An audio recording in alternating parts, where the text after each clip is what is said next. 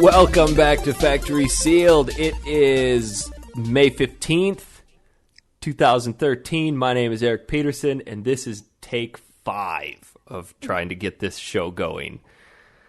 This time we can actually blame everybody involved. We're all getting for each driving a bus. First under the bus is Jess Clarkson. Yeah. What do you have to say for yourself, Jess? I'm embarrassed. All right. And one who's quite familiar under the bus, Mr. Aaron Robison. Yep. Getting the pavement off of me is hard. I don't know what I just said. I'm pretty sure it didn't sound good. I don't think anybody knows what you just said. Joining us from snowy Canada land, we've got Oliver Aguilar from MTP fame. Hey everybody, I'm so excited. I haven't talked about video games in forever. How long's it been since we shut that down?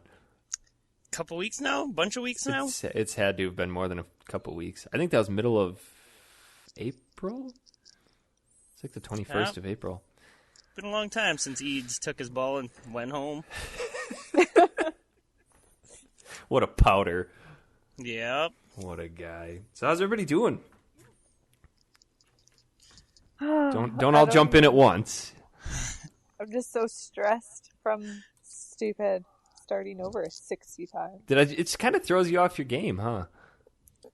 This was going to be the best podcast ever. Actually, this is. I think we are setting some sort of insignificant record here because we are representing every single time zone in North America.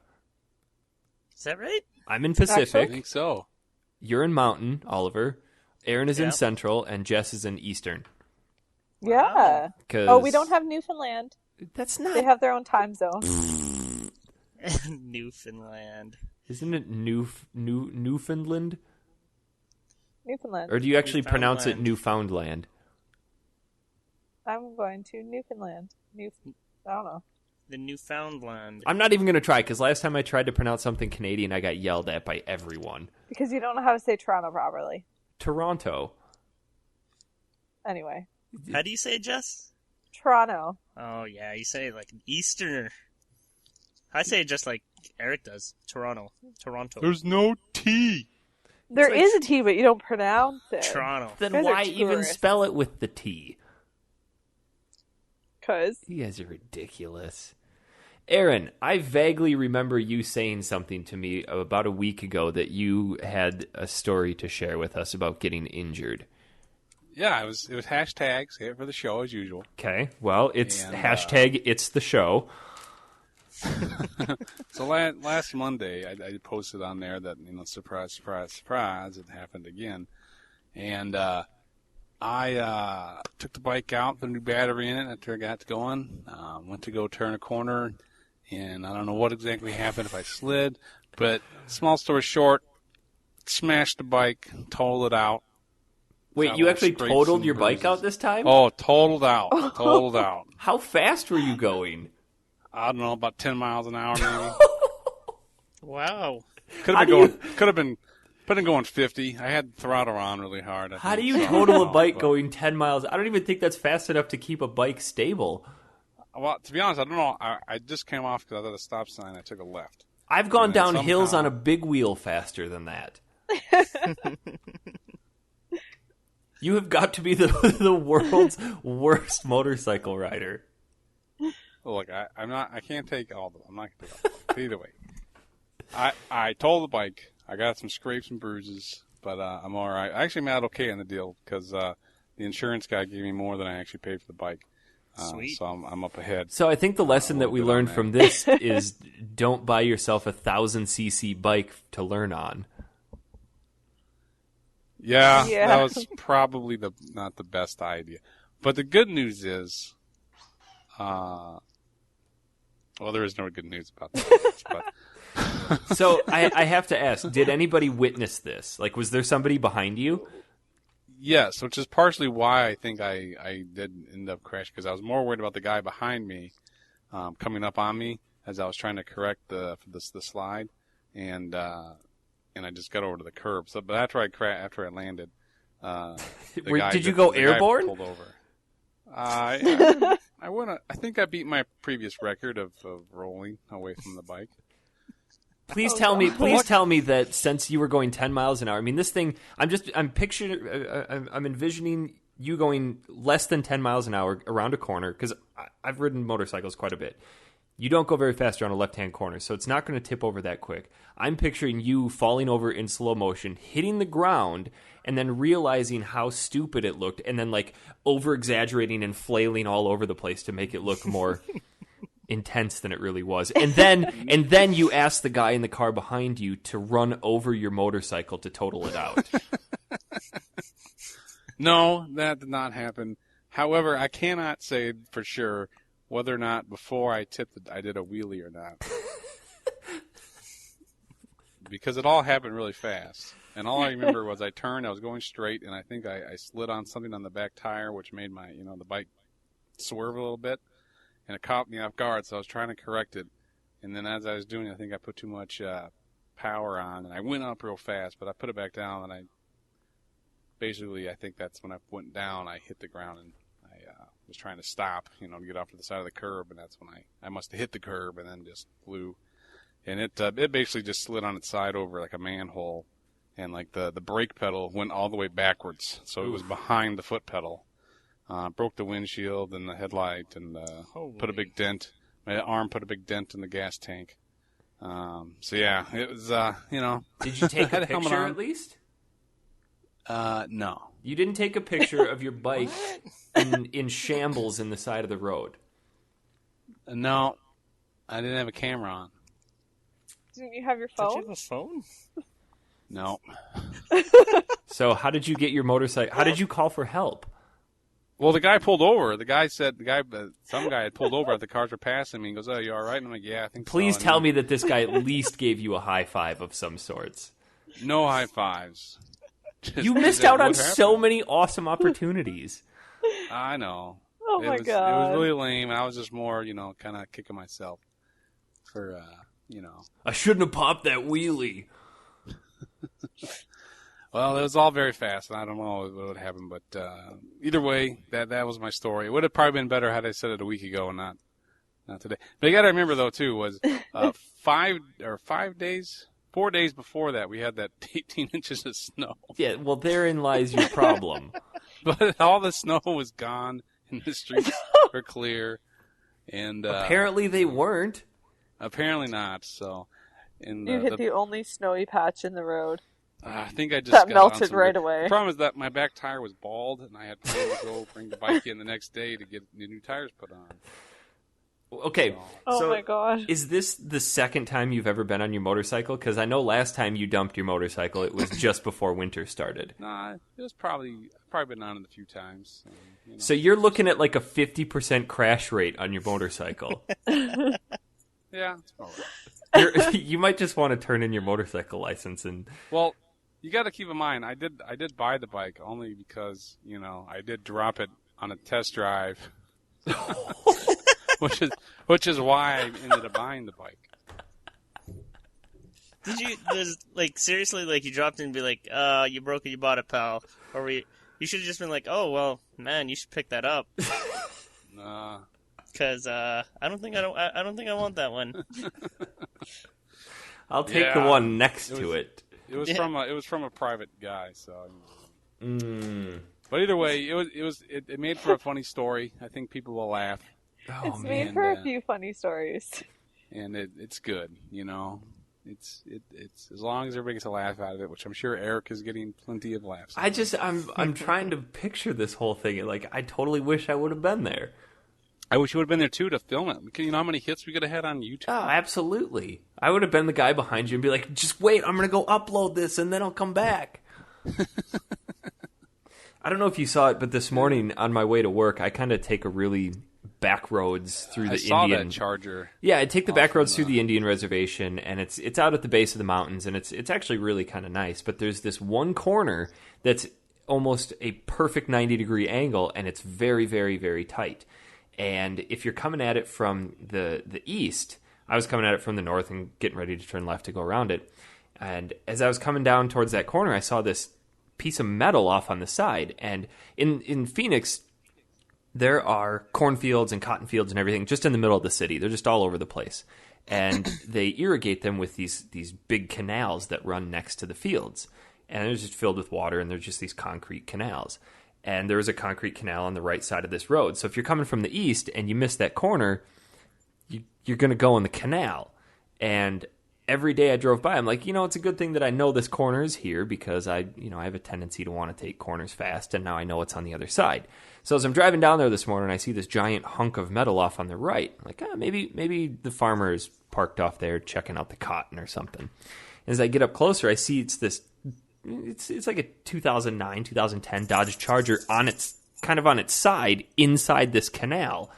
And nobody else was slowing down. They were just driving right on by. And I'm thinking, I wonder if this just happened. So I pull out my cell phone and I drive by it, and I slow down long enough to take a picture and wrap myself around the corner. So you don't even stop to be like, hey, are you okay? Do you need my cell phone that I'm just going to take a picture of? I didn't, thinking about it, I didn't see anyone in the car. And because they were slumped over like the passenger seat. Well, I think it was because the windows had limo tint on them. So, plus the car was kind of on its driver's side, so I couldn't really see. But oh my god! I mean, that guy had to have been sailing around that corner. At the very least, if you know you're not going to make it, straighten out and try to launch over it and go through the cornfield. At the very least. But the car was the car was gone when I got back, so I mean, somebody picked it up. There's a psychological term for this where if a bunch of people witness a crime happening, they're not going to call it in because they're going to say, well, that person's going to call it in, and that person's not going to call it in. And I was thinking about the same thing. I'm like, maybe I should call the cops and just say, there's a car in the canal. Somebody should look at it. And then like, nah, the car ahead of me probably did it. Or maybe the guy in the car called it in himself. Bystander Unless effect. he's dying. Well, about that, back to a story that we just talked about. When the guy was helping me get my bike up and get back on the road, the fire trucks came around the corner, and he was like, I think maybe somebody called. Maybe they're here for you. Because there was like a lot of fire trucks that were coming towards our direction, but they ended up turning. Oh, none of them stopped? So I was going to say, if this whole thing turned into a big debacle with like cop cars and like blocking off the intersection and you getting wheeled off in a gurney or something. It would have been good. Well, we're glad you're okay, Aaron. I'm glad I'm all right too. It looks like George wants to derail the podcast. It's no escalator incident, but Oh my god, I cannot even handle thinking about that escalator incident. The escalators. So we should probably talk about some games, because I know the big one on the docket is Castlevania Symphony of the Night, but through the course of the week, I know that a few of us actually played some extraneous games as well. Aaron, did you play any random Aaron Robinson games this week or not? I did. Oh, dear. I played Tomb Raider 2. Tell me about Tomb Raider 2. Tomb Raider 2 is from 1997. Before you go on, explain to me the story of Tomb Raider 2. Hold on, is this the one that at the very beginning you're at Lara's mansion and you can lock the butler in the freezer? I believe Did you say so. Lara? Yeah, it's Lara Croft. Lara. Lara, Oh, Laura. points for the Canadians who can pronounce things properly. No, that's totally proper. Lara? Laura. Laura. Who cares? Toronto, same thing. Toronto. Whatever. Okay, so Lara Croft. So A boot. here's where I got, which is really funny to me that you brought the butler up, is, for one, I would like to go on record saying that anybody who says, I want my PS3 to play PS2 games because it's the best way to play them, is an idiot. Especially when you go back to play a PS1 game on a PS3 controller, which is button sensitive, and so the buttons don't work for crap. what are you talking about? How don't they work? Because you have to barely touch them and they work. Because any sort of activity on the button registers it in the game. All I know is I went in and I played that game, and you start off at her house, and the butler's walking around, and she gives you the challenge of running across these like things and then jumping up, to learn how to play the game. So I'm sitting there, I'm trying to walk, I'm just trying to get there, I'm over jumping things, or buttons not coming down good enough. And so then... No, that's not the problem with the PS3 controller. That's just a problem with the game was kind of shit. Well, a little bit, but then I put it in my PS2 and used it like a PS1 controller, and I did just fine. So you're saying the best way to play PS1 games is on a PS2. Well, PS1 would be better, but I didn't want to dig that out and hook it up. So what's the story behind Tomb Raider 2? Because I know the story from Tomb Raider 1. Well, Tomb Raider 2, it starts off... this is one thing I want to bring up about why I said 1997, is it starts off in an opening sequence of this like samurai / like monk type battle, and there's a dragon that's shooting flames, and there's people shooting their arrows at other people, and then one of the monks is underneath the dragon and pulls out this dagger. And after pulling out this dagger, the dragon basically dissipates and dies. And then it shows like the samurais going, "Oh, I guess the war's over. I guess we can stop." Is this Dofus samurai? I don't know if it is or not. But so then it goes to another cutscene where they're walking through like this this tomb or whatever, and they open up a door, they get the key, and there's like this an altar that has like this little dragon head on it, and they put the dagger in. And all of a sudden it lights up, and they go, they put their hands above their faces like something's going to happen. And it's like it goes blue, and the door shuts, and then it immediately goes into the new game. Okay, so I don't think that gave us any... my description. I'm pretty sure when you were just describing that, did you go, and put your hands? Yeah, I did. I'm doing it. All right? I'm an actor. Come on from me.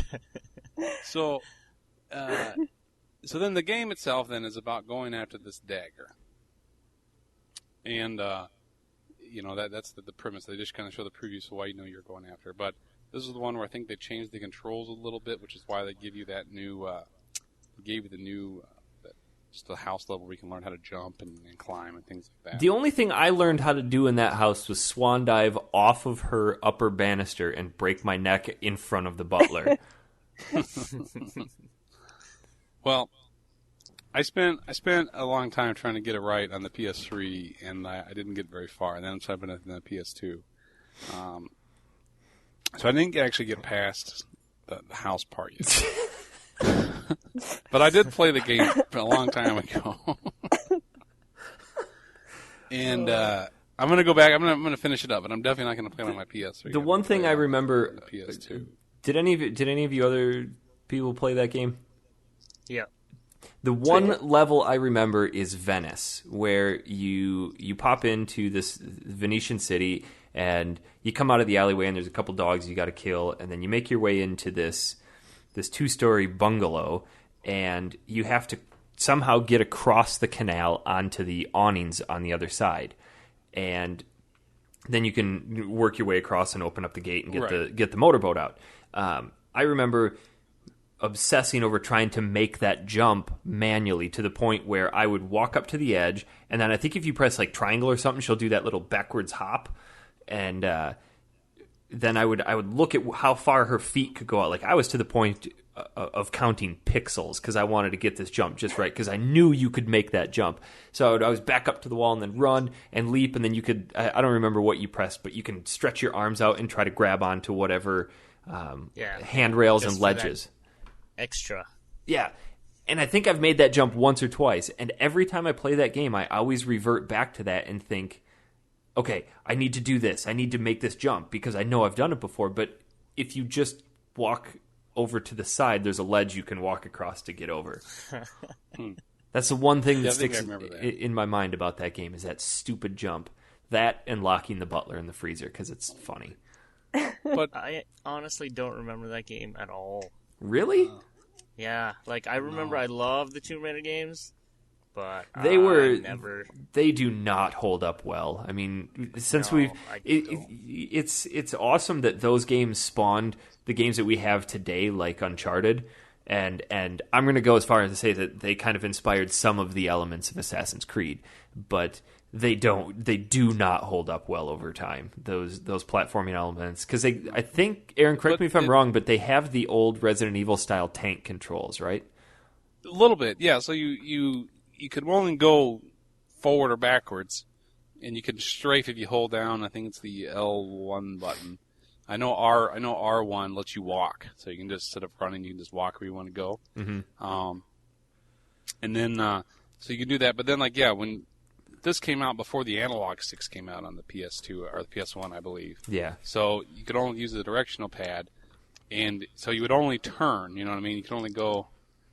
You couldn't move to the side. Like nowadays, you can have the game where you can actually move at an angle. Yeah, you can do your circle strafing. You have to turn around first, and so if you don't turn around all the way, it's hard to get lined up properly. So if you're trying to go straight, you almost have to stop yourself and try to strafe to get in the right spot to go forward, because you can't fix yourself as you're moving. But the game, when you're using the guns, has auto lock, doesn't it?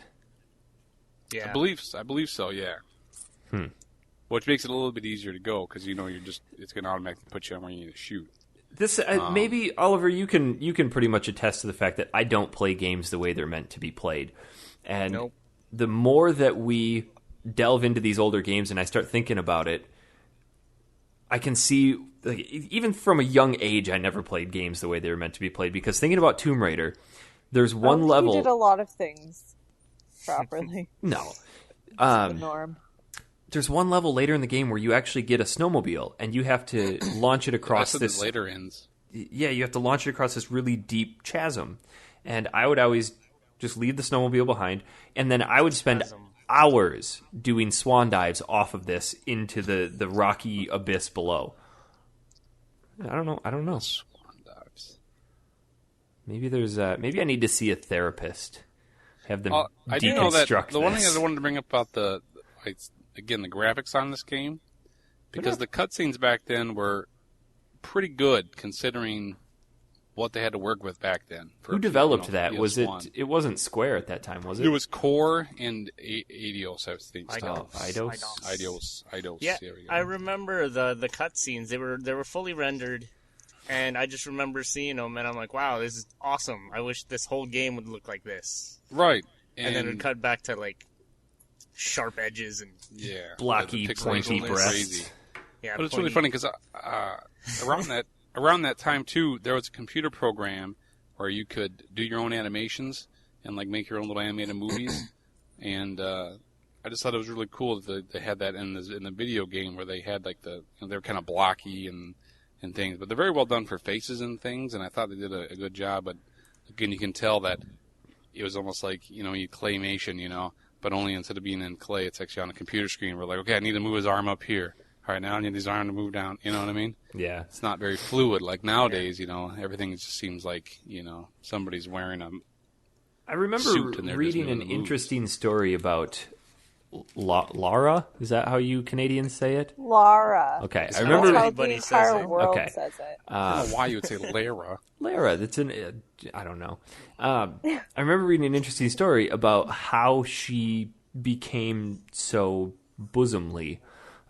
It was a joke with the developers. They were creating the game, and one day one of the character designers was just messing around, and he just decided to enlarge random portions of the character, and it came, obviously the first thing that everybody goes to is, I'm just going to make huge boobs so that when the QA tester plays this, they're like, oh my god, she's got huge boobs. So he just made it as a joke, and everybody saw it, and it stuck. So and apparently the creative team was full of 14-year-old boys. And like, let's keep that. That's so awesome. games were easier to make back then. Right. So you didn't get past the introduction house, What do you want from me, Eric? which I'm going to make a reference here that Oliver will understand. That would be the equivalent of not getting to the title screen in Metal Gear Solid 1. I've never gotten there. I never played it. It's the first elevator you go into. You have 3 enemies to duck by. We're proud of you, Aaron. We're so proud of you. I'm too busy crashing motorcycles.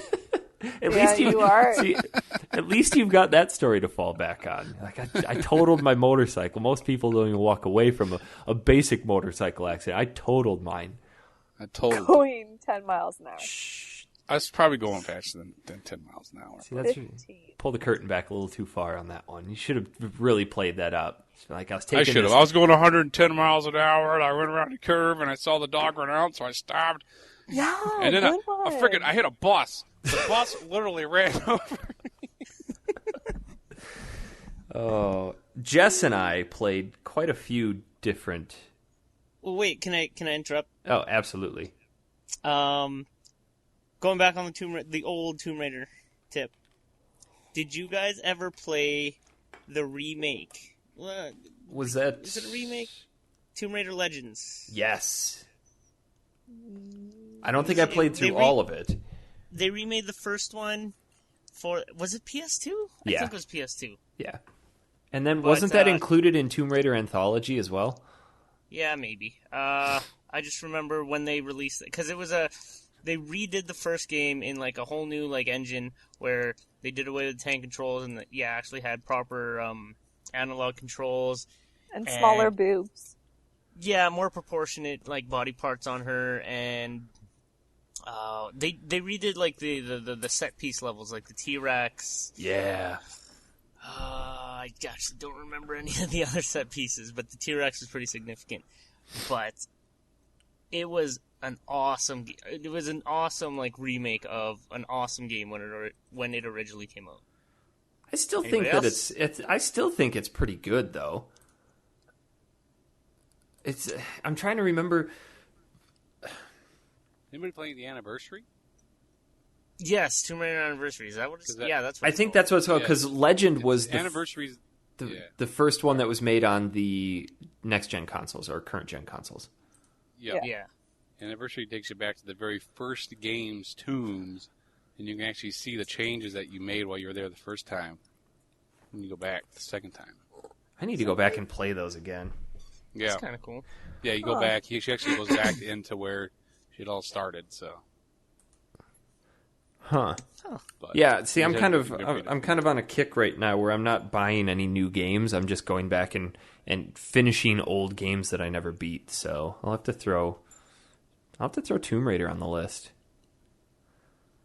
Yeah, it's fun. Just don't play it on your PS3. It's kind of it's I don't know. I think it's going to be like going back to play the old Resident Evils. I have a really big soft spot in my heart for the original Resident Evils, and when they had the Resident Evil sale on PSN a couple weeks ago, I bought the original Resident Evil Director's Cut because for some reason I don't have that. And it's still a fantastic game, terrible voice acting, one of the worst opening cutscenes of all time. Oh, that thing was brutal. I was convinced for years that was Val Kilmer.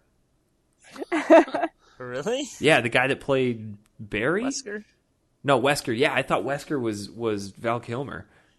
That's funny. That was one of those lunch table rumors that we spread around. I guess Val Kilmer. And we didn't know any better. I mean, we were stupid little kids.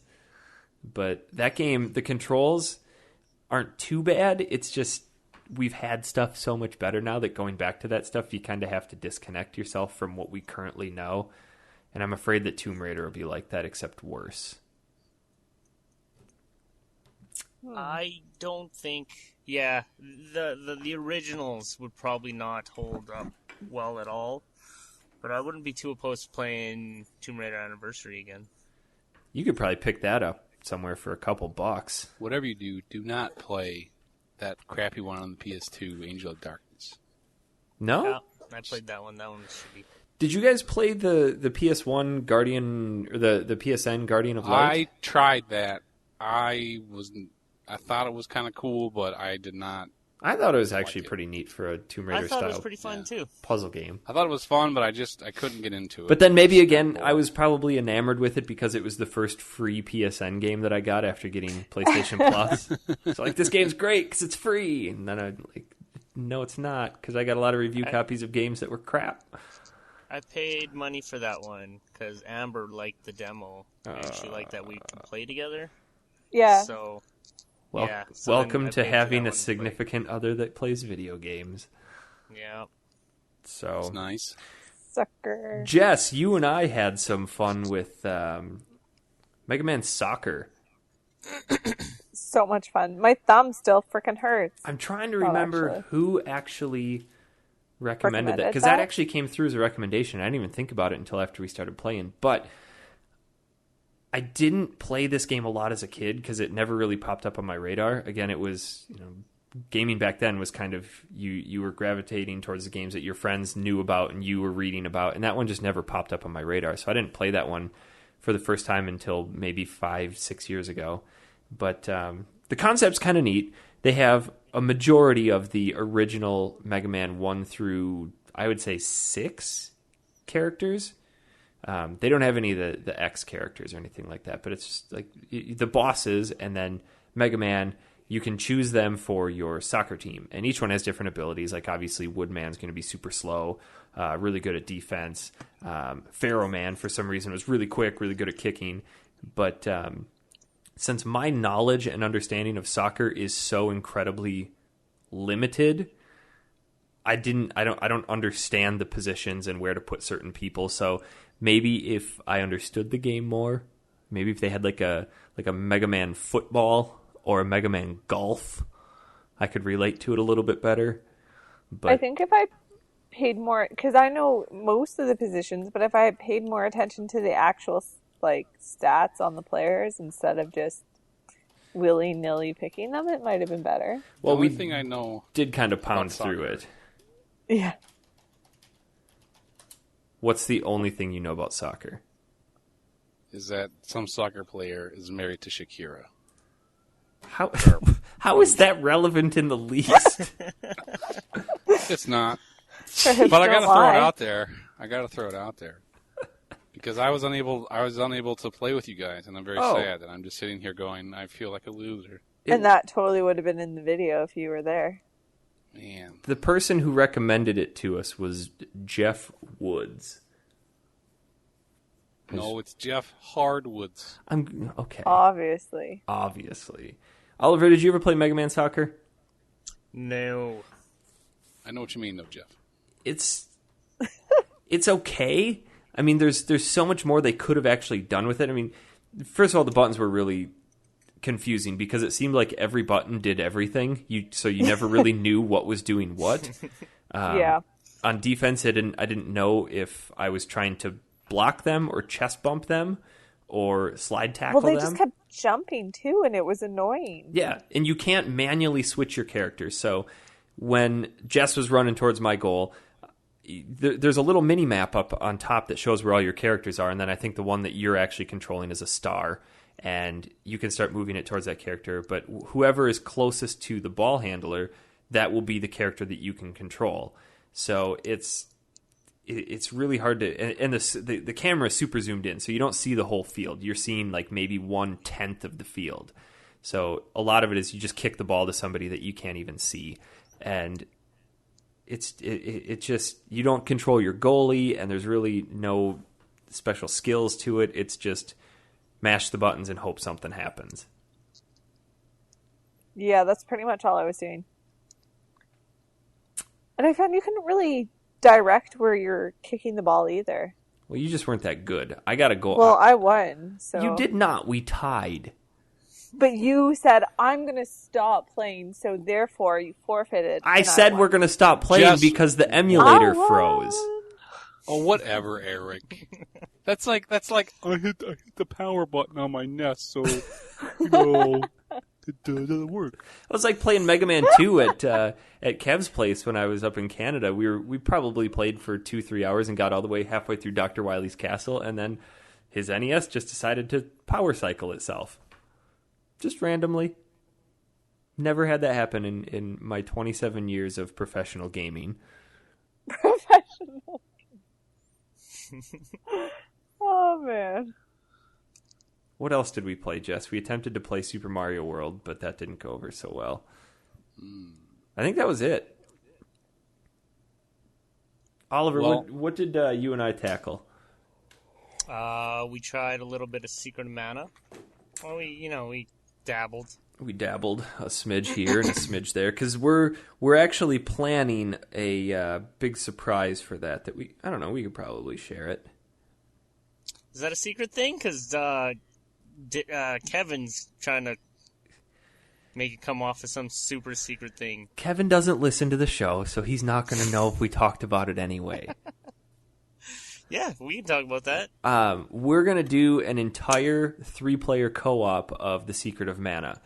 Now, it originally started out we were all 3 going to get together and play it until we found out that player 2 can't jump in till about an hour in, and then player 3 can't jump in till about 3 hours in.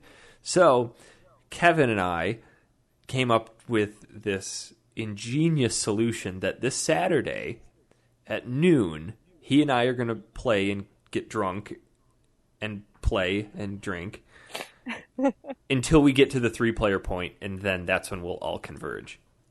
Awesome. Yeah, that works out. So, I don't know how long this game is, but we're going to record it, and hopefully people watch it.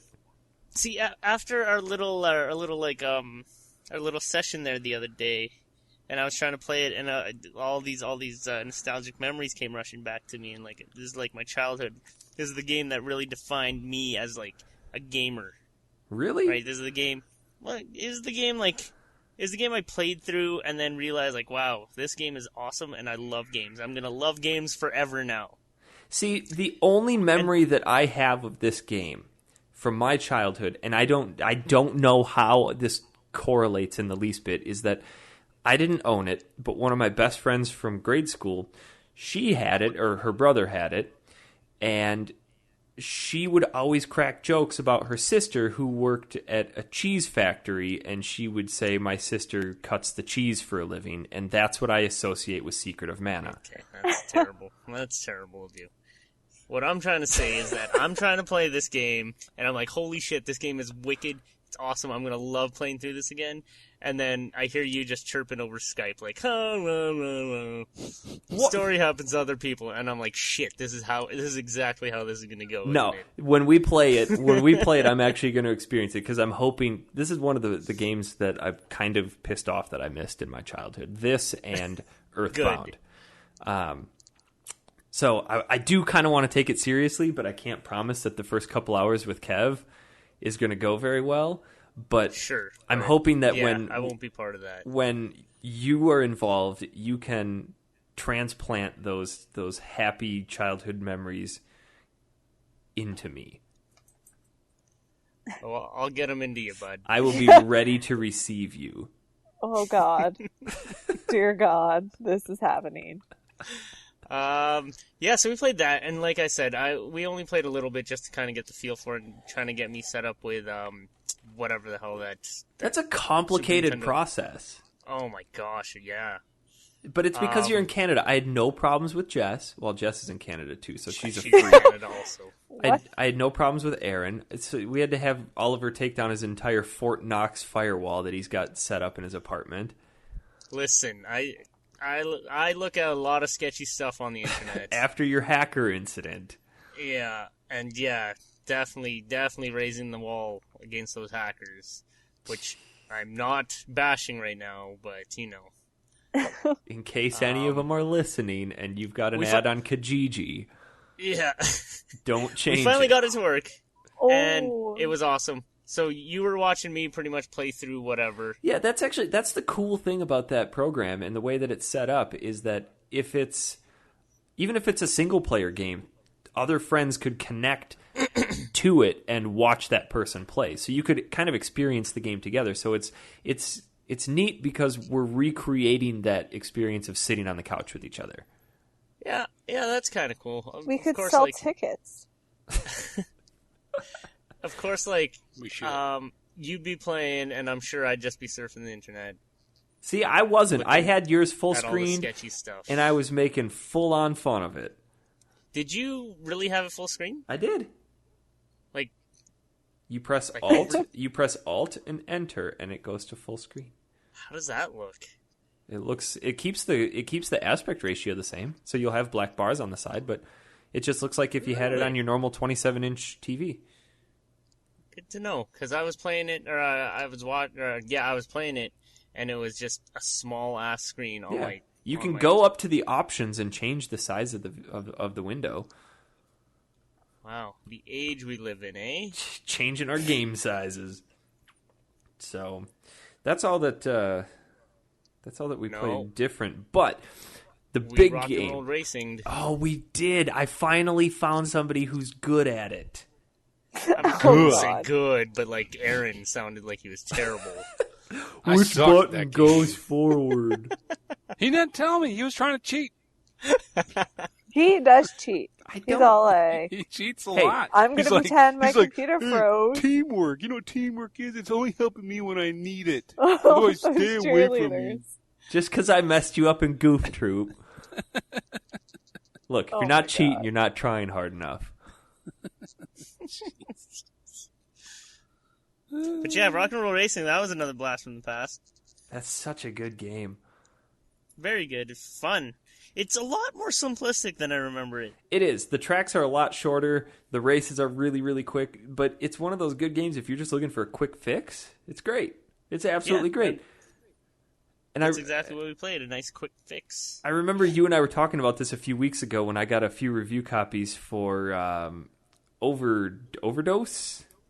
Fuel Overdose. Because the developer, I don't even remember his name. He was from India, had a name I don't know how to pronounce.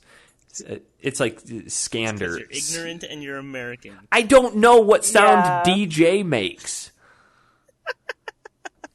Did you not see Django? Django. D is silent. D is silent. Then Awesome, why Jeff. is there a D? Why is there a T in Toronto? That's just how things work. Now he's just being ignorant. So anyway, this guy sent it to me. Or P in pterodactyl. P in pterodactyl? Pterodactyl, that's right. So this guy sends me these copies, and I was asking him about it, and he's like, "Did you ever play Rock and Roll Racing?" And instantly, I'm like, "Yes, tell me more." And he tells me more, and he's like, "This game's just like that, but on steroids." I'm like, "Awesome!" And then I put it in, and the only reason I kept playing that game is because I just happened to choose the one character. They're all anime characters, but every time she's on the screen, she's bent over, and you can see it. Oh my god! And that's it. And then I actually looked at the game itself, like, no thanks. And then that's pretty much the highlight of the game for me as well.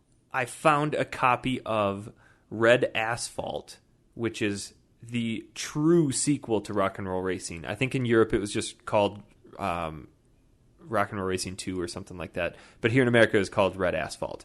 And that game does not translate well to a 3D platform. So this is one of those series where the original is the best. It was great. That music, it's obviously like pulled right from real rock and roll, but was it licensed?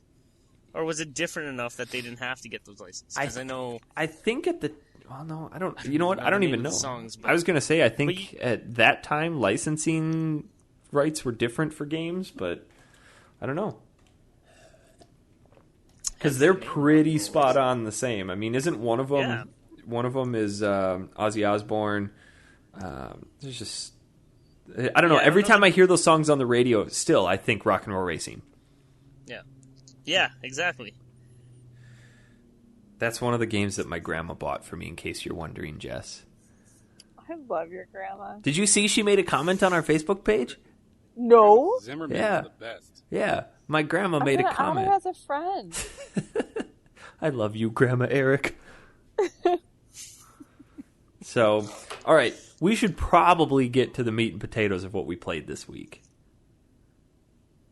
Per the request of Oliver, who, on our very last Mana Tank podcast, God rest its kind of temporarily dead soul. Sorry. I'm so excited. You suggested we play Castlevania Symphony of the Night. Yep. Which is another one of your favorite childhood games, and one of the games that I have not played. I have not played any of the Castlevanias past Simon's Quest. I've put in Symphony of the Night and got to the part where Dracula says, "Have at you," and then I turn it off. Love that part. It's great. Voice acting in this game is top notch. It was so intense. I actually was sweating a little bit with that. Okay, wait. So I know you made a comment about that, Jess, but I want to go on record as defending the voice acting. It's really good. I just feel like the direction. The voice acting's very not poor. good. They weren't given enough direction. Very poor. No amount of direction could have pulled that corpse back. I mean, it's. You want to share your 2 cents there, Fry? Or is that not Fry? That's Fry. It's also Ellie, I think, too. Oh, The dog we're watching right now. you just got like a regular old Humane Society kennel, don't you? Well, you know, they work for us so we can pay for their vet bills, so it works out great. So, Oliver, I feel like you're the most versed in the Castlevania universe. What's the storyline behind Symphony of the Night? Well, Eric, Yes. so it starts off at the very end of Castlevania Dracula X, I believe, where it's Richter Belmont and he's running up the stairs. No, I thought it was Castlevania Bloodlines that it picks up after. Is it Bloodlines? Dracula? The Genesis Yeah, okay. version. Okay, I don't even know. I honestly can say that I was never a fan of Castlevania games before this game. Because isn't the very first part that you play, because you're playing as Richter Belmont in the very beginning, right? Yep. That segment is the very end of Castlevania Bloodlines. Okay, sure. So I think that's right. Somebody correct me if I'm wrong. Anyway, continue. And they probably will. Yeah, so you play as Richter Belmont and you're going to face off against Dracula, and you can't die. If you lose all your health, somebody will. I think it's a young version of Maria, Okay. the character from the game. She'll come and resurrect you, and she'll do it indefinitely until you actually kill him. Little fun fact, actually, is if you kill Dracula without taking any damage and without using special weapons, you will start off as Alucard with the top stats. Wait, if you beat Dracula at the beginning without using any special Taking weapons, any damage or any special weapons. holy cow!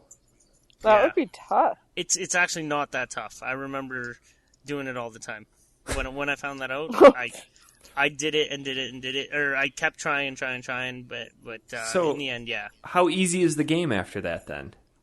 It's still the same. You just have sort of like stat buffs, Oh, just okay. a couple of them. Because there's I know if you do it like that, that's the best way to start off as Alucard. If you do it without using special weapons, it's not as good, but it's still good, and so on and so forth. But whatever, I didn't really care because I think they're pretty negligible. Mm-hmm. But it's just something like you hear about it, so you want to try it. And then so you defeat Dracula, and as legend goes, Dracula is immortal or whatever, and he just die, but he'll come back yet again. This is what the Belmont family is all about. They're vampire destined- hunters. Yeah, they're destined to be killing Draculas here and there. So he goes and recedes into his thing, and whatever, all's well with the world. Richter Belmont disappears, and I think it's every 1,000 years Dracula comes back, according to the lore. 1,000, yeah. What was that voice? You're so Wow. grumpy. Are you trying to... That'd be some good Symphony of the Night voice acting. I gotta go. So anyways, the castle, I think is the castle called Castlevania Is that how this whole thing came about? I think it is. Was it just Dracula's castle? It's castle. It's a castle in Transylvania, so they just smooshed it together. That sort of makes sense too. Like, yeah, I'm not going to go any further with that. So then it appears out of nowhere, but it's not like time for Dracula to reappear. So because things are happening. Isn't somebody trying to reincarnate him earlier? Like it's only been 300 years. Something like that. Okay. And then you start off as Alucard, and you're trying to figure out what's going on. And Alucard is Dracula's son, and incidentally, Alucard spelled backwards is Dracula. How long did that take you to figure out? Did not see that. Did you really not see that, Jess? No. I'm glad I blew somebody's mind with that. That was awesome. That was priceless. That's a true. Yeah. That is a true unplanned mind blow there. So Dracula, Alucard is son of Dracula. He's half vampire, half human, because his mother was human. Wait, run that by me again. Alucard is half human. Yeah. Who's his father? Dracula. Okay, so Dracula gets around. Oh, yeah. Yeah. That's Wouldn't you if you're disputed. Okay.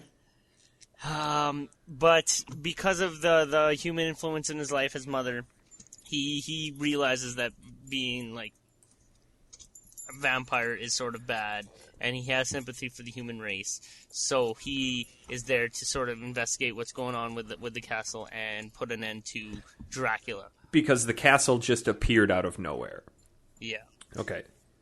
And so playing through this game, you discover that Richter Belmont is actually claiming himself as the lord of the castle, but you don't really buy it because you know that the Belmonts are like just indefinitely tied to being just they're the people that hunt Dracula. Yeah. So why would Richter Belmont be taking control of Castlevania? Yeah. And so Alucard's like just investigating this, and through the whole thing, you realize that he's being controlled by this one guy. He's a wizard or something. Yes. But it's this wizard that's trying to resurrect Dracula. Yes. So it's not the deepest of stories, but where this game really finds its footing is the gameplay. Oh, absolutely. I wasn't too terribly drawn in with the story. Is probably due in part to the terrible voice acting, but I remember really, really enjoying the gameplay from the original Dracula or the original Castlevanias on the NES. So for me, I don't know why I never continued that into the modern games, but this game, from the moment I got actually into the castle, I was absolutely hooked. I think maybe a day after I had started playing it, I was already at 50% done. And I know that this game actually is 200.6% because after you beat the game, then it flips into Upside Down Castle and so on. But we'll get to that later. But the gameplay, like you said, it's simple. It's as simple as you want it to be or as complex as you want it to be. Because you tweeted out a picture to us that just said, hey, pro tip, and it just had this picture of button combos. And I thought it was like fighting game combos, and I didn't even want to try to mess with that. But then as soon as I started figuring those out and doing them, it made the game a whole lot easier. But they don't tell you anywhere in the game. No, they never do. And there was 2 or 3 of them that I accidentally discovered just from manipulating the controller. Yeah. And I'm like, what the hell is that? They're like conventional like fighting game movements, like how to do like a fireball in Street Fighter or whatever, or a super fireball. But in this game, they translate into spells, which they never tell you about. And I honestly don't know how I knew. I just knew that once I had enough mana, I could do this spell. And once you do them once, they'll show up in your spell book or whatever. So whatever, you can always keep referring to it. But it's, just one of those things where hearsay on the playground, like, hey, did you know you could do this? Or on the Twitters where a guy says pro tip and posts the things. Aaron, what is going on over there? That's not me, man. That's Oliver. That's think Oliver? Dog. Yeah, I think that's Hideo. That's Hideo? Okay. Well, Hideo's making an appearance. Yeah. We the dog people are the cool ones. So Our dogs like to be. I got sidetracked there. But yeah, after you told me about all these spells and combos, I started using... I didn't use them too much just in the basic fighting, but they come in really handy with the bosses. And the one that actually helps the most is the one that it kind of shoots out this beam of light straight up and down, and then you fire 3 fireballs. And whenever you're doing any of these spells, you're invincible. So if you time it just right before the boss does their power attack, you can pretty much be invincible during their attack and then get a few hits in. That one I use like the least. I find Really? the most helpful one is Soul Steel, and that's the half circle back or whatever. Okay. That's the one that steals the life from your opponents and actually gives it to you. I don't think I unlocked that one, but I don't think I used it very often.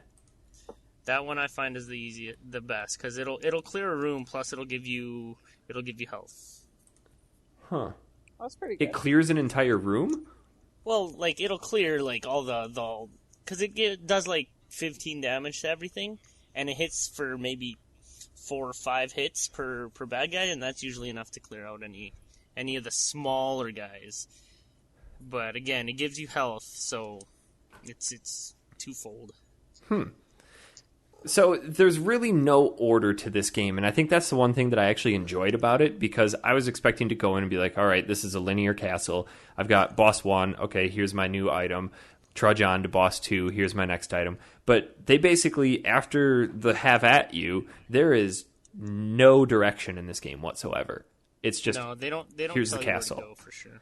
But there are points when it's kind of frustrating because you do have to do things in a very specific order, but you have no idea where to go, what to do, or how to get there. You just kind of have to explore.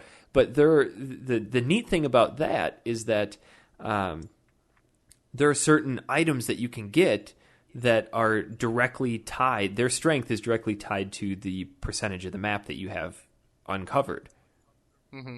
And that was, for one thing for me, very early, I had that armor, and I'm like, I'm just going to go explore the castle, and my defense skyrocketed because I had a lot of the castle uncovered. And in that process, I mean, there's a lot of hidden walls that I spent a lot of time just walking up to each wall and hacking it with the sword to see if I could break the wall down, and there'd be something on the other side of it, of course. And it's fun to explore because there's so much to this castle. Yeah, the exploration in this is really rewarding in that because it'll give you max life ups and max heart ups, and that stuff is all really handy when you're playing this game. Yeah, I felt that if you explore before you do any of the bosses, you can actually kind of overpower yourself in the beginning, because I think up until the point that I had to get the gold and silver ring at the very end, there was no boss that was difficult for me. I just basically walked in and trounced them, and then the last 2, I don't even remember what their names were, but one of them is like this big giant red orb of bodies that each time you hit it, some bodies fall off of it, and then those bodies turn into corpses and attack you. And that's the only one that really gave me any trouble. But I thought it was really neat how they incorporated the different forms of Dracula. Like, you've got your bat form, your mist form, and the one form that I never ever used or found a place where I needed to use it was wolf. Yeah, the wolf is kind of... it's you get a skill of wolf where you can dash real fast, and it'll actually damage enemies as you go. And it's useful for like really long hallways that you can just whiz through. Yeah, but I thought that any time that you accidentally hit an enemy in any of your forms, you reverted back to Alucard. Well, that's with this one skill. I don't know what it's called, the skill of wolf. Okay. Or whatever. And those are the little orbs that you have to collect. Yeah. Okay. So yeah, you say that it's pretty open, and it is very open. It's just that there's one sort of You can go ahead and just Maybe give it's 'cause- spoilers. It doesn't matter. No, I'm just trying to verbalize what I'm trying to say, but There's a specific order of items at the end of the game that you have to get. Is that what you're trying to get at? yeah, like you can go anywhere in the castle and whatever, but I guess because I've played it so much, I know exactly where to go. Yeah. And because I'm about 100, I just checked. I'm playing it as we speak. I can hear. I'm about 100.9%, and I'm at just under 5 hours of playing time. Oh, wow. And yeah, and that's super quick. I See, don't remember playing this game through that. I think I just crested 100% because I just flipped over into Upside Down Castle, and I probably played it for about 7.5 hours. But there's that one series of events where you have to start getting, right when you have to get Echo of Bat, that's when things kind of get confusing because there's that one hallway that you have to use the Echo sonar to get the mail breaker, and then you have to, or the spike breaker, and then you have to fly all the way back up to the other side of the castle, break through the spikes, and then you get some other skill that's like to get the gold ring, and then you got to go fight another boss to get the silver ring. So they put these things in opposite sides of the castle, and you can teleport around, but it always seems like everything is in a really inconvenient spot, so regardless of where you teleport to, you're still going to be walking, and all of these enemies reappear.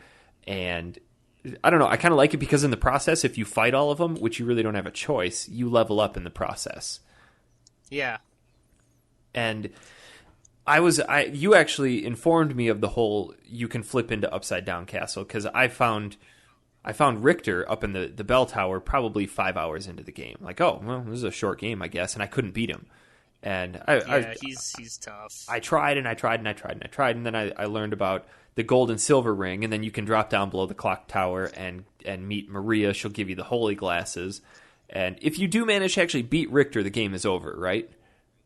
Yeah, there are, I think, 4 different endings. And that's... There's a fake ending, and that's the one with the fake ending where you think it's done, but there's really a lot more you can do. Yeah. Well, that's the first one. You defeat Richter, boom, game over.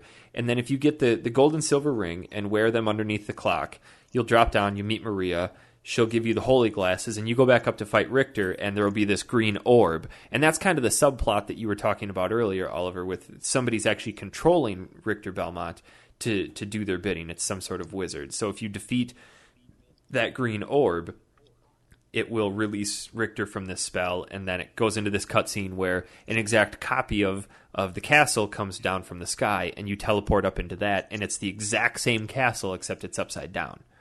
Yeah. And that's where I was really impressed with this game, because the castle itself was constructed and designed in such a way that it would lend itself to great platforming both right side up and upside down. Because they made... Yeah, whereas Upside Down is just a ton of... a lot of, jumping around and trying to get to where you're supposed to be. Yeah, and it went from, hey, here's the first half of the game. It's difficult, but it's still easy platforming. And then, boom, you flip over and said, all right, we're going to kick your ass now. Really hard enemies. The platforming just got super difficult. Have fun. Yeah.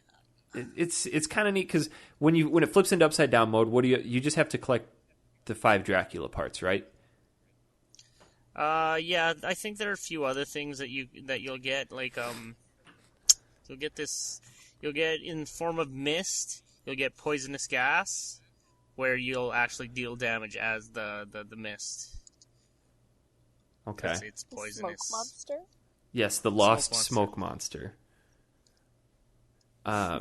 So then you go Where the idea came from. You go and fight Dracula, and then is that the true ending to the game?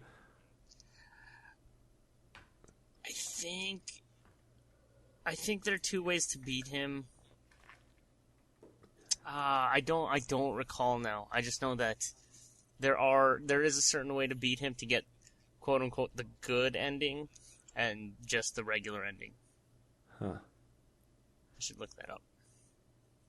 Because in order to get 200.6, you have to obviously go through Upside Down Castle. You have to completely uncover the map of both regular and Upside Down, and there's some other goofy thing that you have to do that I was looking at. I always thought that it was just unveiling the map, revealing the map. unveiling the map. I don't know. Jess, Aaron, what'd you guys think of this? How much did you play? I put a lot of time in it. Aaron, did you make it to the title screen? I did. Okay. I got past the title screen.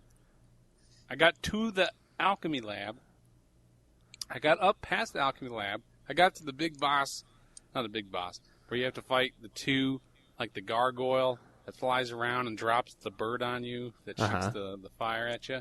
And that's the first real boss. That's as far as I get. Me too. Twinsies. Aaron. Yes.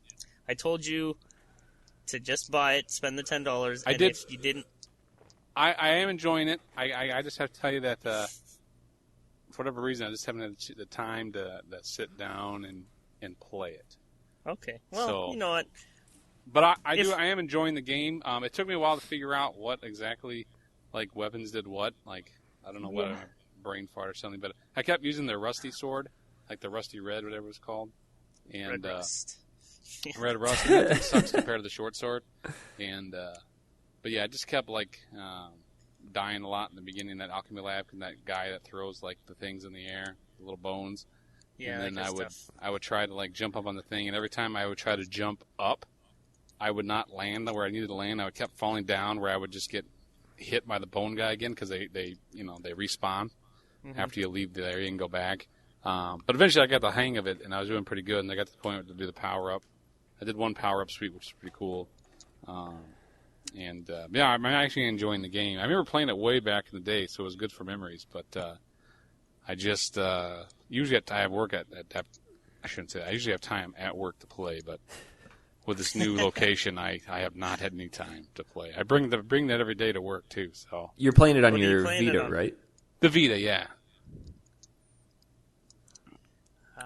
As am I. And I love this thing wherein I can just press the power button and make it go to sleep, and then just pick right back up wherever. Yeah, you don't have to worry too much about making sure you're at a save point. Nope. Oh, that's convenient. Yeah, Jess, you're playing it on the PS3, right? Yeah. You downloaded it on PSN? Yes. Okay. I was enjoying. Little funny story about that. Yeah. I always thought, or I thought I had bought this game like much earlier because I remember playing it, and I remember Matt saw me playing it, and that's how he sort of got into it. And then when I went to go, I don't know, a couple weeks ago, when I went to go download it again to play it on my Vita, it wasn't available to me. Like it wasn't available to download. Like I had to pay for it again. So Really? let me ask you this: the first time you downloaded it, were you on PlayStation Plus? Did you on like a free trial PlayStation Plus? Because if you download on PlayStation Plus, you can download it, but as soon as the Plus is gone, only if it's free. have to- If you actually pay for it Right. and you have Plus. right? but But it- I wasn't sure if you had bought it with Plus. No, but Or, even you know what I know mean? that. Did you buy it?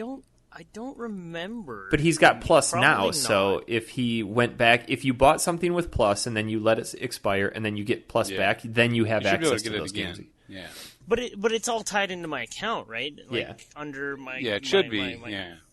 profile. See, I had an it should issue- know that I I had an issue with And that. was it with- before the hacking or after the hacking? Because they may have just reset everything. No. probably before, but that would suck. Yeah. They even didn't still, reset everything right? because I still have access to stuff I bought. But there was a game that I got a review copy of Skullgirls, which was a really crappy game too. And I had a hankering to play that again, and I went to my downloads list and it wasn't in there. So then I navigated to the page of Skullgirls, and it didn't give me the option to download it. And I played it, I did videos of it, I did a review of it, and it's not available for me to download anymore. Huh. That's So weird. it could have just been a ghost in the software that erased it. So that kind of pissed me off, but I'd gladly pay. I gladly paid $10 extra for this game because this game is. That Yeah, game and it is- wasn't I like to throw myself under the bus here, or get out from underneath the bus, however you put it. Stick a hand out from underneath. Right, I like to wave the white flag. Because Sort I of got look I got a both lot ways I before got you a lot cross of the flack on Twitter about not wanting to spend the money on this game. Yes, you did. But it's not. It wasn't like I don't want to spend $10 on this game. I just think that spending more than $5 on a PS1 digital copy of any game. It is kind of shitty how... It's I like, sort of get what you're saying. If it was a physical copy, I'd probably pay $20 for it. You know what I mean? Oh, yeah. It's just a digital copy. I think it is really was. crappy that they do have some PSN games that are $5.99, and then the really good ones are $9.99. It's like, you know what? At that point, you're just gouging. Yeah. That's what it was. I had a physical copy of this game. Okay. And that's how I played it.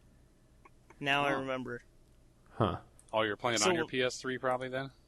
Well, I did before, but just for this playthrough, I bought it off the network.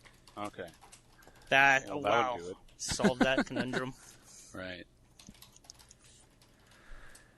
Jess, what'd you think of this game? Because you didn't play very much. I thought it was a lot of fun. I don't know. I had a lot of fun kind of exploring the castle and going like back and forth. Like, I don't know why, but I really like killing the wolves. So I kept doing that a million times. So I'll admit that it took me a while to figure out how to save, because I would walk into those rooms and be like, "Hey, what's this?" I was so afraid to save the first time. Like, I don't know if I'm still jaded from the Immortal and just petrified to touch anything.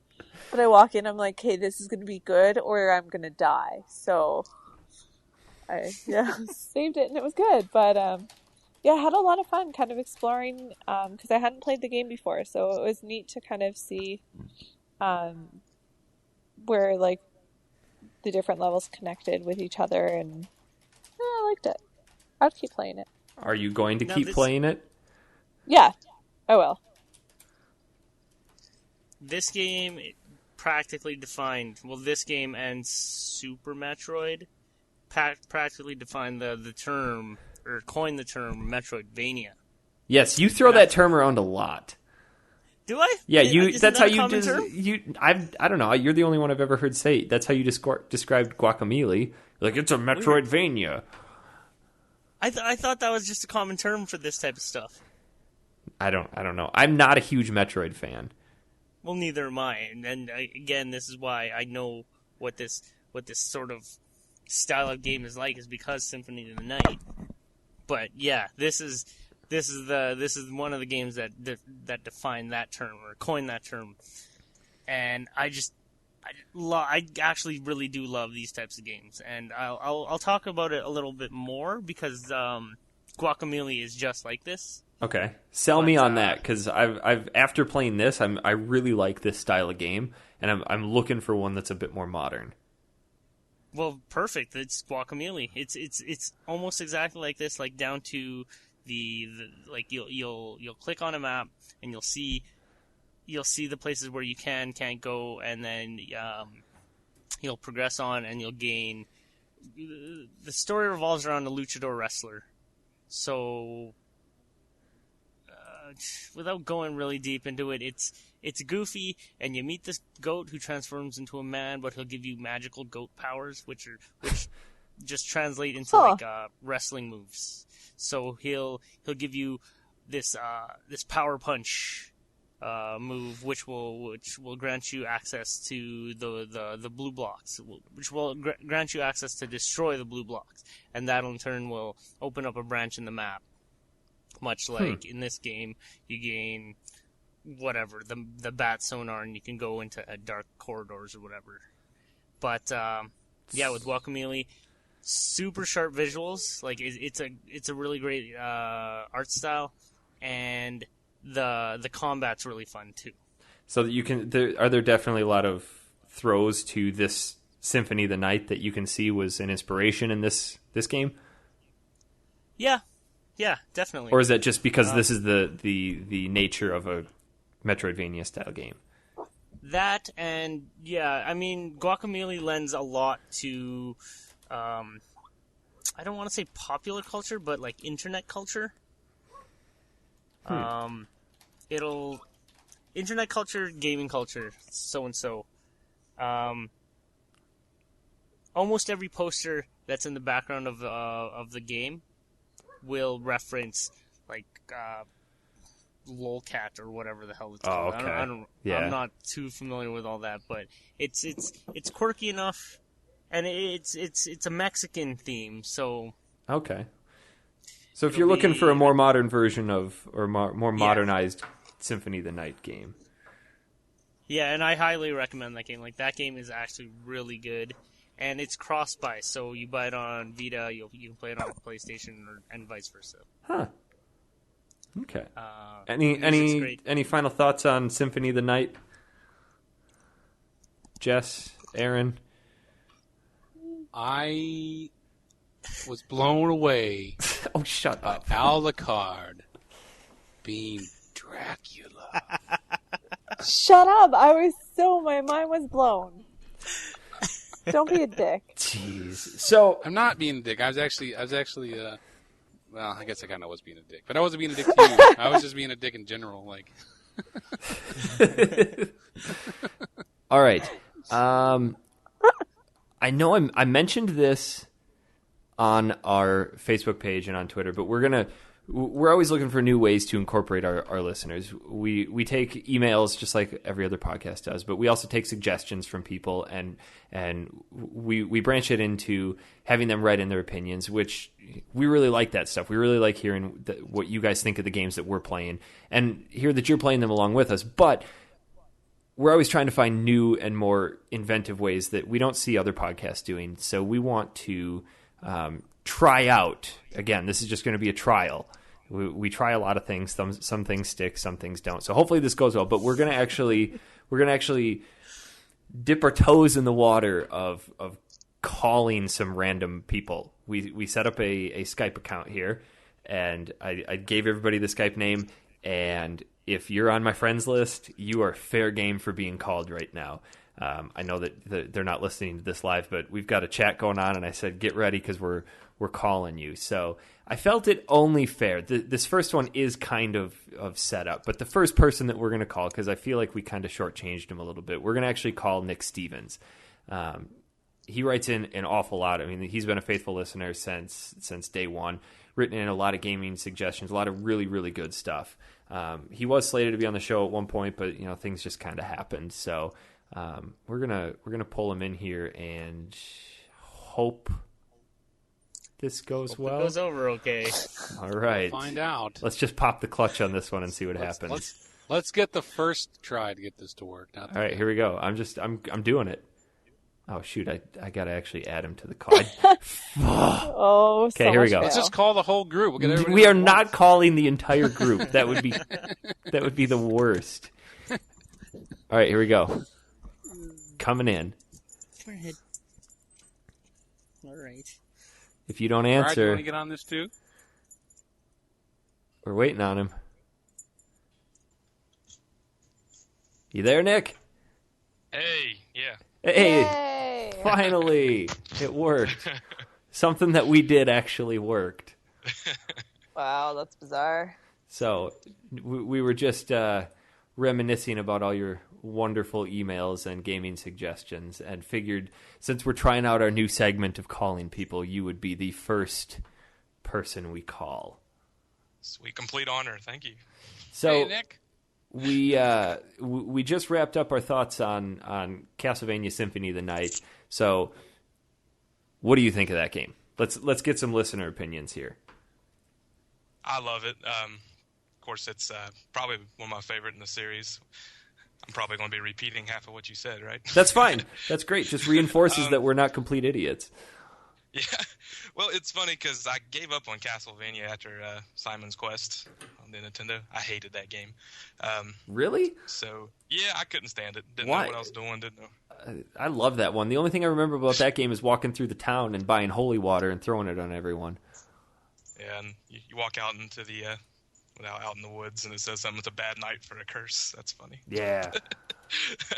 But yeah, I ended up playing Circle of the Moon for Game Boy Advance before I played Symphony of the Night, which that game's really not that good, but it kind of got me back into the idea of Castlevania. So I picked up Symphony of the Night, and it's good. I really enjoyed it. I think it still holds up today. There's a few awful things about it, like the voice acting, and No Wasn't- way. Yeah.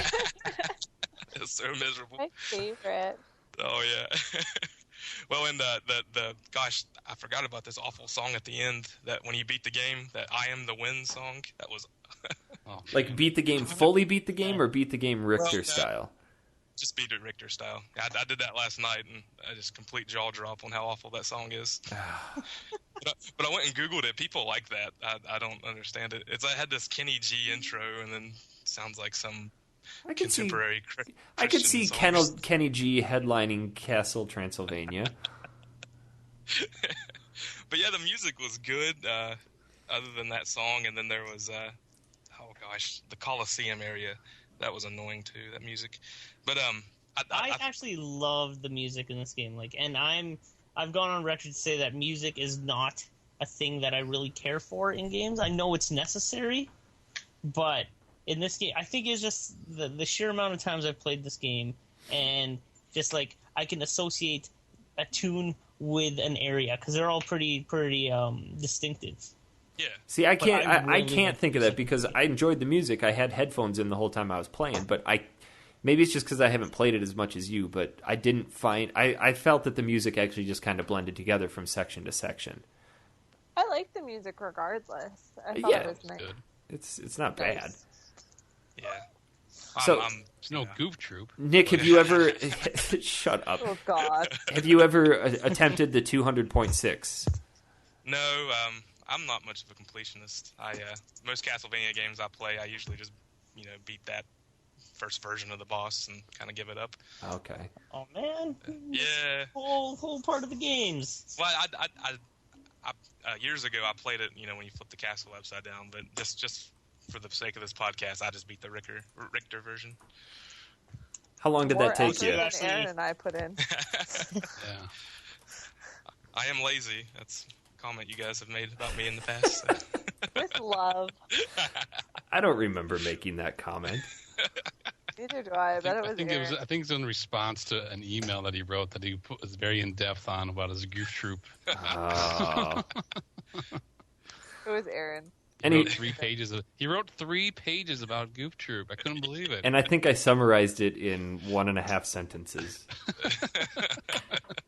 Hate that game. Yeah, that was awful. Anything else you want to share with us about Symphony of the Night? Like I said, I think it holds up well. I didn't like the way they tried to blend the 3D graphics in. Looking back on that, I thought that was a mistake. A lot of those 3D graphics in the PlayStation were pretty awful, but Yeah. it wasn't too bad. I guess it just How do kind you of got. mean? Do you mean like the cutscenes where it shows like the castle from the? Yeah, that and when you go in those save rooms, that weird polygon Oh, looking thing. Yeah. Oh, those were awesome. Yeah.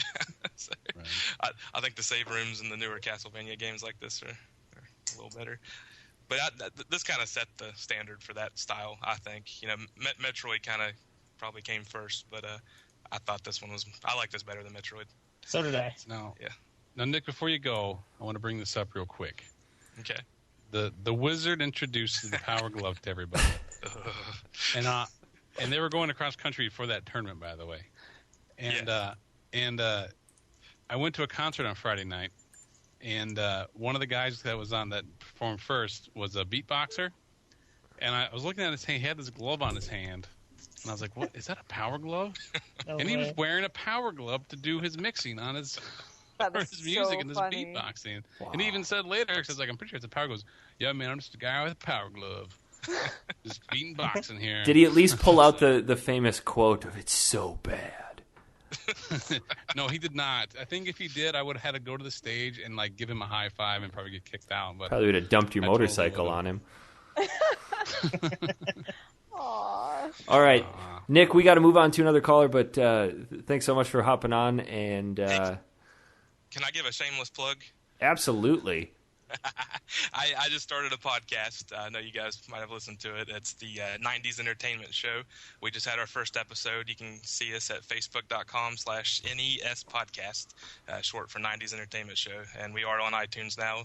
Just search for NES podcast. So, thank you, guys. sweet. All right, Nick. Nick. See you Talk to you. later. Thank you. All right. That went off. and then dead silence. Okay. I was just making sure that he was able to get up. Now we can talk about him all we want. Oh my god. Okay, let's see. That was Nick Stevens, guys. It was Nick, the guy who writes to us all the time. Nick. All right, Awesome. who should we call Cool next? accent. Yeah, he's from the South, man. I love the South. Let's call George.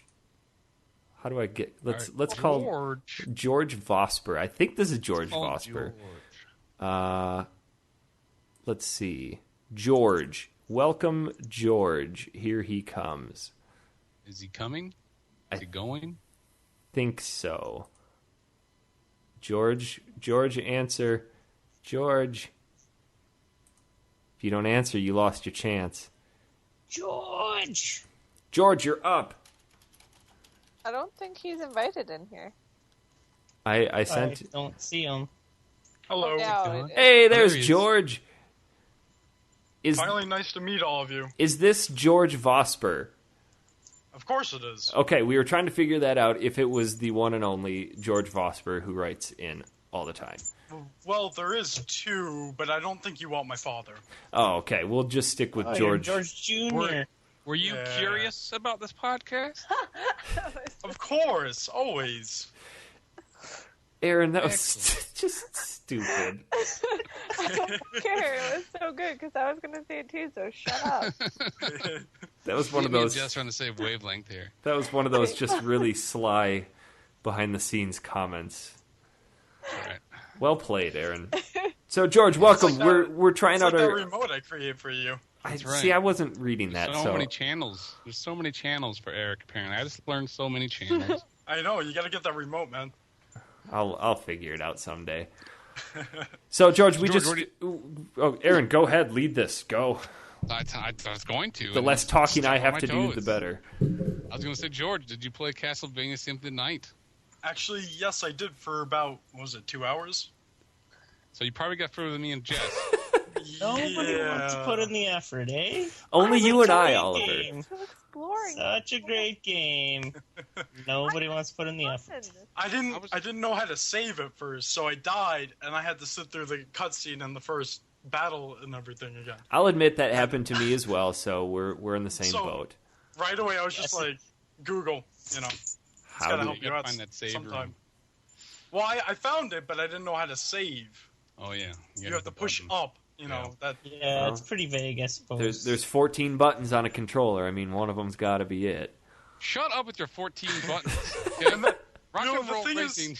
The thing is, the analog sticks also don't work with this. So I was using the D-pad, and I Well, was just... Don't they work if you go into the PlayStation settings on the? You were playing it No, on I changed PS3, that. right? Yeah, I bought it on PSN. But I changed it to analog. Well, I know on the And Vita you can you had actually some- map the So... the arrow yeah, buttons yeah. to the joystick. But, I guess it's just like... That game, I guess, didn't support DualShock back then. So I guess, it just, didn't carry over. So aside yeah. from dying and having to relive the horror that was the opening cutscene, what'd you think of this game in all? Because I know that you and I were chatting a little bit before the show started that Right. you were just purchasing the game, so you didn't get to play too far into it. But from what I remember, if you play 2 hours of it, you can get yourself a good 40%. Well, I did defeat the first boss at least. Okay, so you did make it further than Jess and Aaron. I guess so. Shut up. Playing your Mario. I didn't have time for that. I was too busy trying to play the 15 minutes of Castlevania. 15 minutes in 2 weeks. That's just... I think it was the Marble Room. I Okay. think it was I got into. Really? And at first, I kept going, and I found this big guy, this huge guy with a wrecking ball. And I was like, oh yeah, I got like 5 health, I'm running away. And then I'm like backtracking, and I eventually die. So I load my save, and then I find this dagger from one of those zombies, I think it was. And I was just like, oh, this is much faster. So what I did is I just walked up to the guy, and I kept spamming the square button. And I just kept stabbing him, and he just eventually died. Yeah, I found a lot of those bosses had some glitches in them that you could exploit. But in all, I liked the boss battles for the game. I thought they were all varied enough, and some of them had their specific weak points. But it was pretty. This is probably one of the newest Castlevania games I've ever played. Funny enough, the last one I played was either 1 or 2 on the NES with my father back in like the 90s. And we I think it was number 2. And it's just, every 5 minutes it's like, oh, what a curse it is, or something like that. It's like, what a night to have a curse. And then 5 minutes later it's like, oh, it's daytime. And it's like, yeah, we didn't get too far in that game. It was really hard. So are you gonna, since you strictly took our recommendation on buying this game, are you gonna play through the rest of it? Oh, I'm gonna try to, but I also have Illusion of Gaia, Final Fantasy. What do you 2. think of Illusion of Gaia? Because Jess and I absolutely gushed over that game. Aaron, correct me if I'm wrong. I think Aaron made it out of the first town. See, I didn't even get that far. I think I'm still in like the dungeon, the first dungeon or whatever it is. Okay. From what I've played, though, the dialogue seems pretty good, even though it's not fully translated properly and everything. But no, it's Dialogue's the best. It comes from a Japanese trilogy, which a lot of people might not know. But the original game is Soul Blazer, and then it goes Illusion of Gaia, and then the third one is Terranigma, and the first 2 were actually ported to American shores. And Terranigma never made it over. But if you play those 3 games, they're not really tied together, but you can see the inspirations. And so this is a sequel? This is a sequel to Soul Blazer. And the storylines aren't the same. It's kind of like how Dark Souls is to Demon Souls. It's a spiritual successor. See, I always get confused between those 2 games. I never know the difference. So I'm just like, yeah, it's one of those games. It's Dark Souls, Demon Souls, whatever it is. It's, I can never tell the difference between the 2. But, I thought this was a pretty good game. Not usually something I would play, though. It felt kind of like Legend of Zelda. I don't really play those games. I could see that.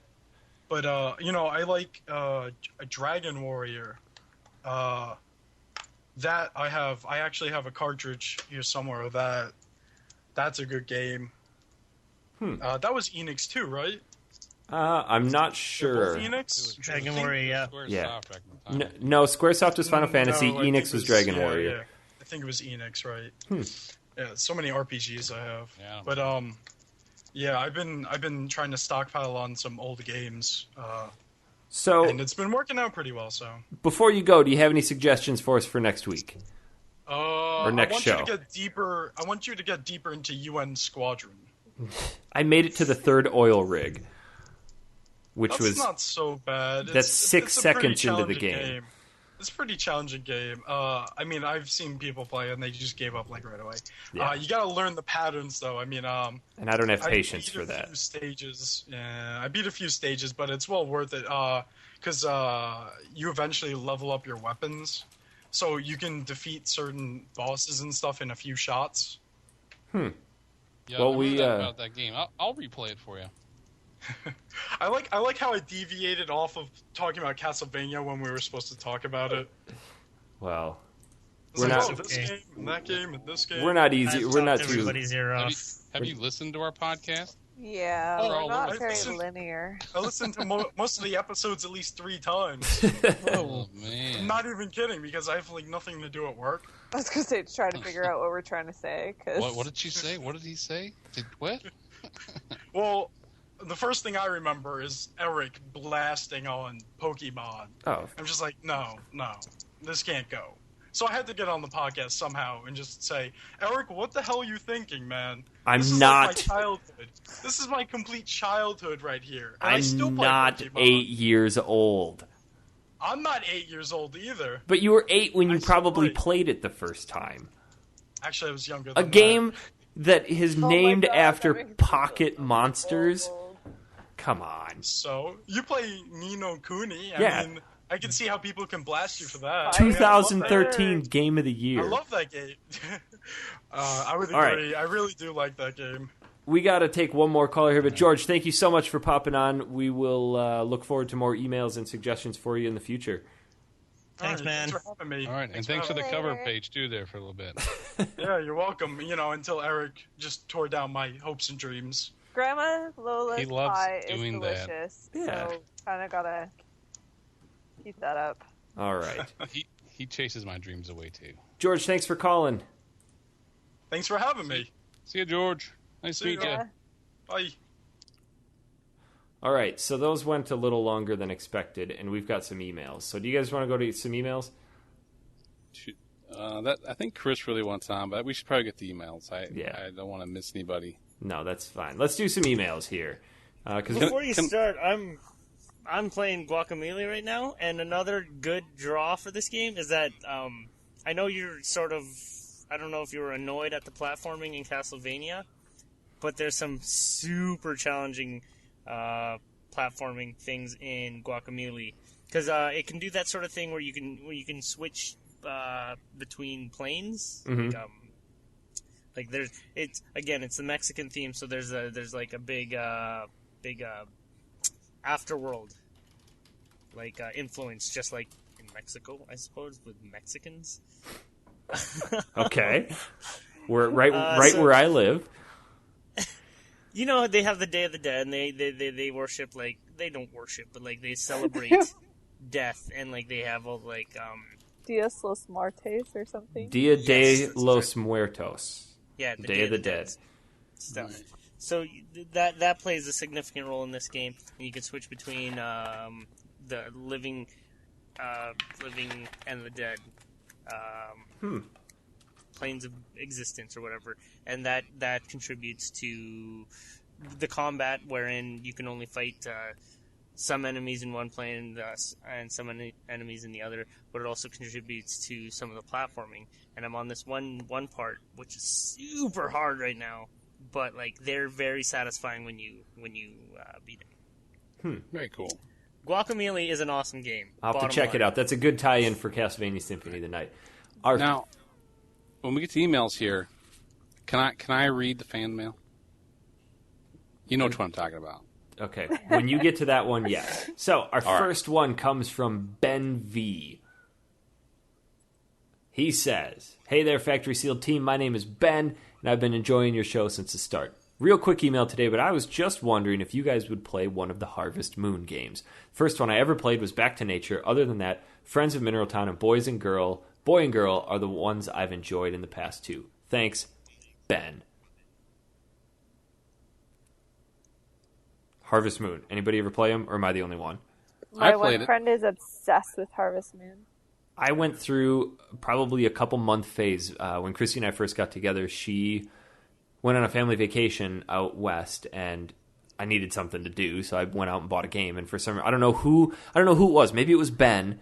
Sold me a copy of Harvest Moon for the Game Boy Advance, and I absolutely obsessed over it. And I haven't been able to go back and play any since, because those games are way too similar. It's like Pokemon. It's the same game, new package.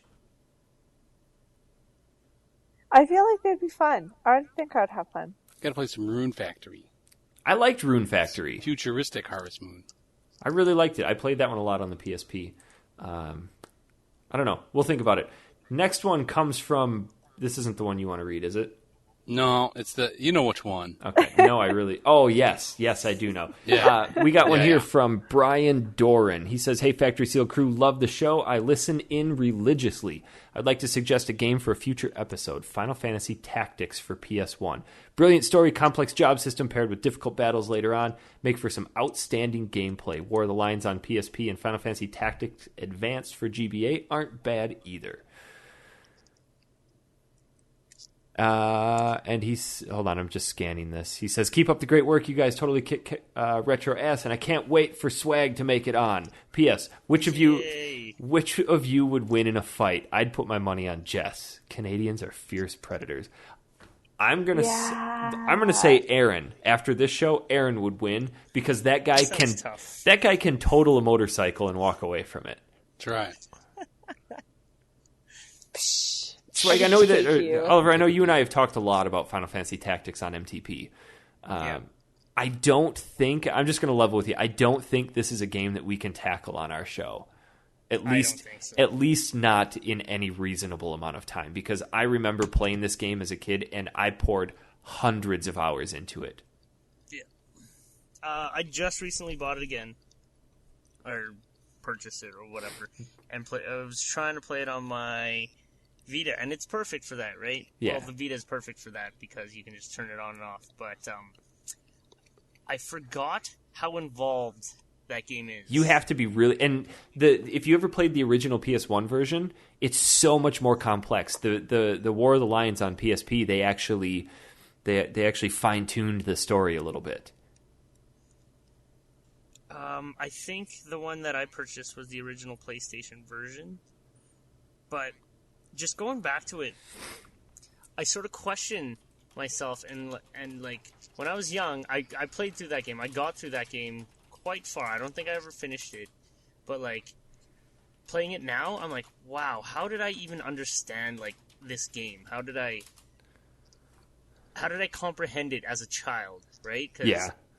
obviously I'm a lot smarter now, a little smarter maybe, I don't know. But just going back to it is like, holy man, this game is hard, it's complicated, but it's fun. It's confusing. It's insanely fun. I really like this game. I'm going to go out and say that if you have not played this game, you absolutely need to play Tactics. We're not going to tackle it on the show because it's too big, it's too in-depth. I mean, you could dedicate an entire podcast to Final Fantasy Tactics. Yeah. But I'd recommend it. It's a great game if you have the time to sort of wrap your head around it. But as it stands, like right now, I honestly don't know. Like I have it on my Vita, and I'll turn it on from time to time. But it's a thing where you kind of have to spend a lot of time with it. Like well, you said, when you have to go 45 minutes or an hour between saves. Yeah. Yeah, tons of time. Yeah. All right, next email comes from Samantha Marcello, and I'm going to hand this one off to Aaron. Oh, yeah. Here we go. Samantha Marcello writes in. I'm going to give it her voice, too. First off, oh my God, I'm such a huge fan of Jess. She is super duper hottie. I love her. Anywho, can you guys please play Haunting Feature Poltergeist? It's an awesome title originally on the Genesis. You should check it out. Go to http://hardcoregaming101.net/haunting/haunting-htm. Keep up the good work. Oh my God, Jess. I love you. Sam. Now, what a cool email. When I first read this, I'm like, wow, Jess actually has a fan. So I wrote to Jess and said, boy, did you see your fan mail? To which she replies, yeah, I wonder who wrote that. You're such it totally wasn't me. I'm going to call bullshit on that one. I might have been sitting right beside the person doing a character sheet, but it wasn't me. We're going to just go on to the next. We're just going to leave that one behind. We do have some emails from people who wrote in with their Wario Land 4 opinions. We're actually going to push Wario Land 4 to next show. I started playing that. I haven't Bonus yet. star for me. All right, we've got an email from Scale Enley. I'm assuming this is foreign. He says, Dear Factory Seal Crew, first of all, let me say just how much I like the show. I work in manufacturing, and if it wasn't for quality podcasts like yours to keep me entertained, my brain would have turned into Swiss cheese-flavored jelly long ago. With that out of the way, I have one question and one suggestion. First, the question. The war for that space next to the TV is still raging between Nintendo, Sony, and Microsoft with no clear victor in sight. It's become apparent that the average consumer wants one machine that will do everything. So, the consoles have become media centers, and the reveal of Sony's new controller with the share button seems to indicate that the future of social media integration will be a big part of the to-do everything machine. My question is, can you see this happening with the handheld portable market as well?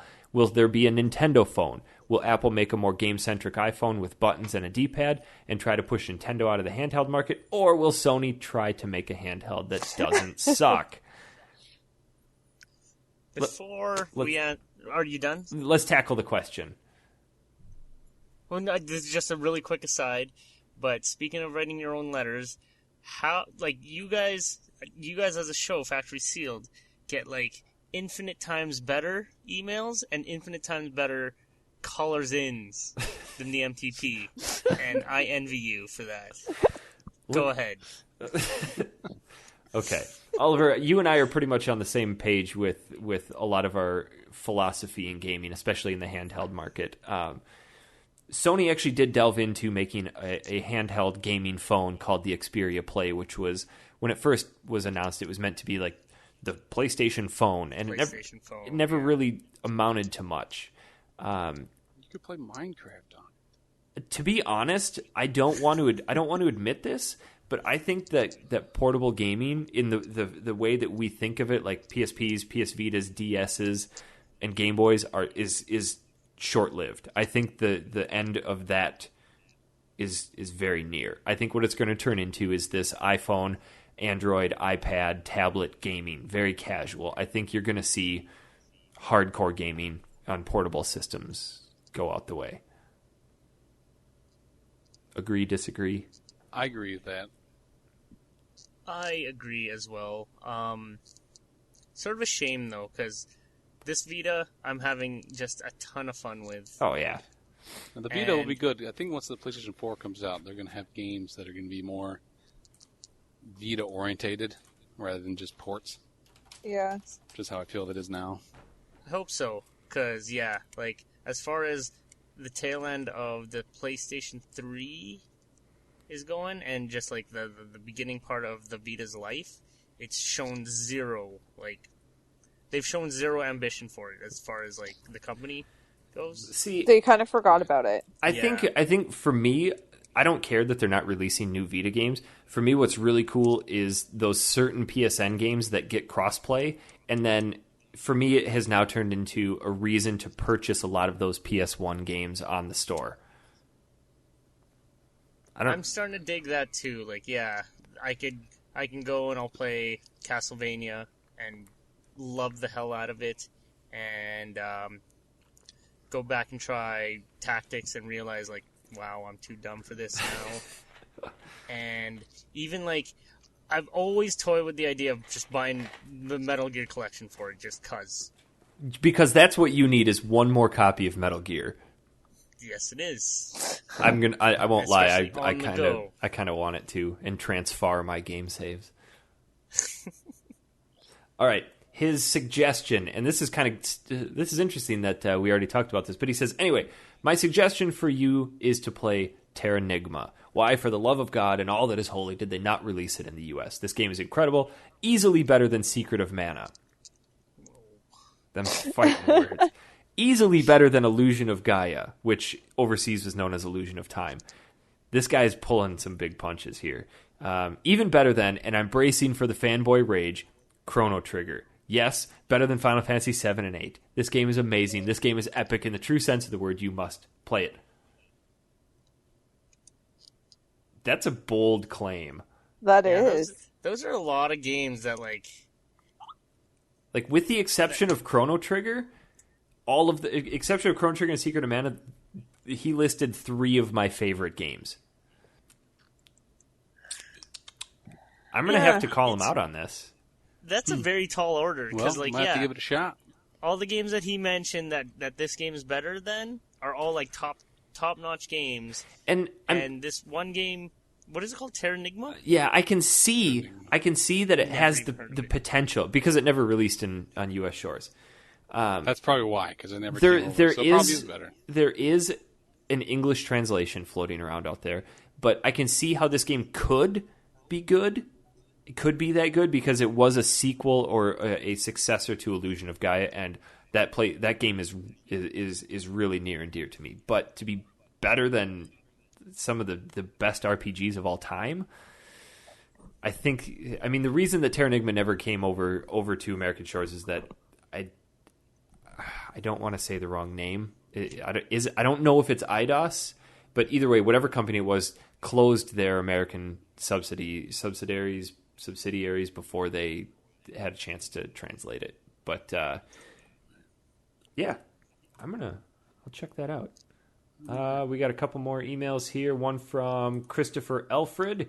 He was one we were going to have call in, but then stuff happened, Aaron. He says, hey, Factory Seal Crew, I have a quick question for everyone. If you have been to an arcade, what was your favorite games to play? For me, it would have been TMNT and Pac-Man Jr. He's talking about the 4-player Teenage Mutant Yeah. Ninja Yeah, Turtles. the I'm sure arcade he games. is. That was great. That was an awesome one. I remember playing a lot of Gauntlet and Simpsons. I played that a lot. I played a lot of pinball I liked And, pinball. and Terminator. The shoot light gun shooter. The shooter, Terminator? yeah. Hmm. Yeah, the one that had just sat there and had the big machine gun. I played that a lot. But Yeah. I mean, I played a lot of them, but I would say I did a lot of that. I did a lot of pinball. I was more a pinball guy, and then there was a racing game that I played all the time too. I don't remember the name of it though.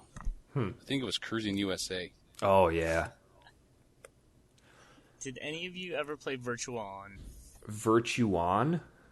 Virtua On. No. It sounds like a porn simulator. Yeah, it really does. It's not. Okay. You're controlling big bipedal mechs, and you're fighting in this battle arena. It's like 1-on-1, but you pick your mech, and they'd all have different characteristics. One was swift and light attacks. One was slow and with heavy attacks. But it was unique in that it was like twin sticks. So it had twin sticks and had triggers. And Yeah, thumb twin buttons. sticks So it's with this porno name. It was kind of like Smash TV? No. No. Because when you say twin stick arcade, I think of Smash TV. I guess, but damn it, I don't know how to really describe it. It was a Sega game in the vein of like Virtua Fighter and stuff, but it was unique in that you used. God damn it! I don't really even know, but I remember it stands out in my mind. I think I put really a enjoyed picture in the chat box. That Yes. might be what you're talking about. The one game that I remember playing a lot of was a exactly it. was a skateboarding game. It was one where you actually get onto a skateboard, you gotta hold onto the rails, and they had like Steam I love versions. those. Yeah, I sucked at that game. but they were love a those dollar to play when everything else is like a nickel. Yeah. Nickel. Nickel quarter, you mean? Maybe, I don't know. Maybe you don't know. You don't know what you're talking about. I just throw change still into the like garbage when I get it. DDR. All right. Well, I'm gonna have to cut and run, guys. Well, You can find me. yeah, we're gonna. You're going. This is 2 shows in a row. Aaron's out of here. Well, you know, you gonna just keep talking? I'm gonna keep talking. But I was supposed to be off about 15 minutes ago, so I'm getting the really evil eye. But yeah, I will see you guys later. You guys can continue on without me, like you always do. You do a great job without me. But you miss me, I can tell. Aaron. Yeah, it was nice to meet you, Swag. I call you Swag because somebody put that in email, and that's all I can think of, and I think of your name now. That's cool. It's cool. Aaron, But yeah, it was nice to meet you. Aaron, Yes. where can we find you? If you can't find me at Quilt the Tunic, just look for me in a ditch somewhere by a bike that's probably wrecked. So, and take pictures and video so Eric can watch. And for the love of God, somebody help him. All right, guys. Well, it's been fun. I'll send you this track off, Eric, and I'll chat at you later. See Bye, you Aaron. later. Thanks, Well, guys. Yeah. I think we should take that as our cue to wrap this up. We don't have any more emails, but if you do want to write in any emails, give us game suggestions, factorysealed@manatank.com, or we've been getting some suggestions on our Facebook page, facebook.com/factorysealed. Pretty simple. Or you can just yell at us on Twitter. Jess, where can we find you on Twitter? At Jess M. Clarkson. Oliver, where can we find you? At Swagger Aguilar. You may want to spell that. SWAGGUILAR.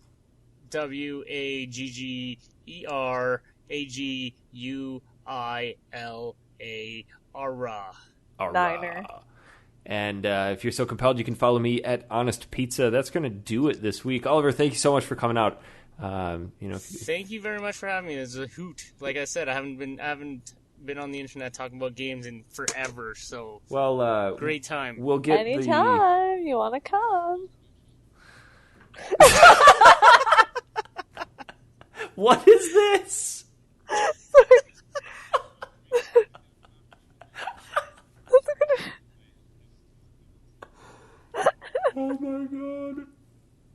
That's funny.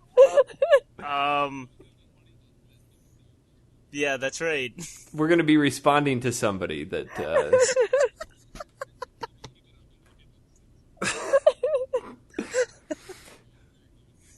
Okay. All right.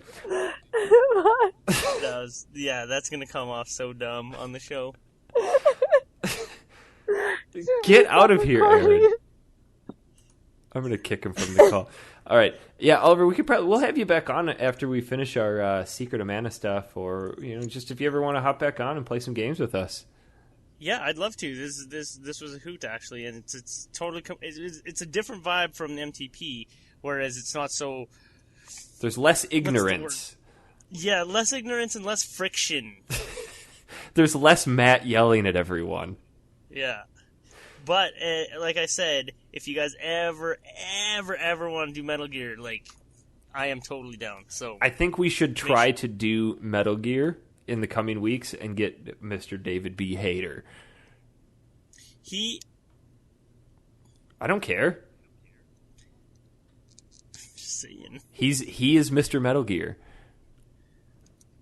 Yeah. I was just watching an episode, the episode of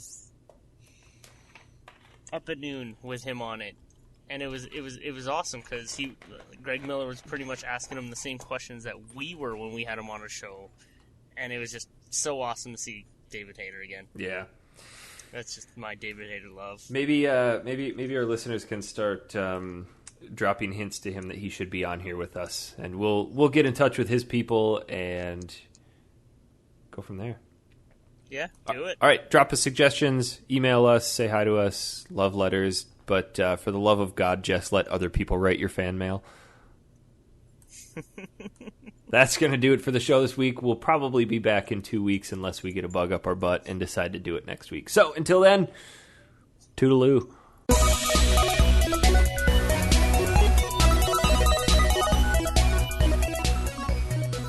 Oliver, thank you so much for coming out.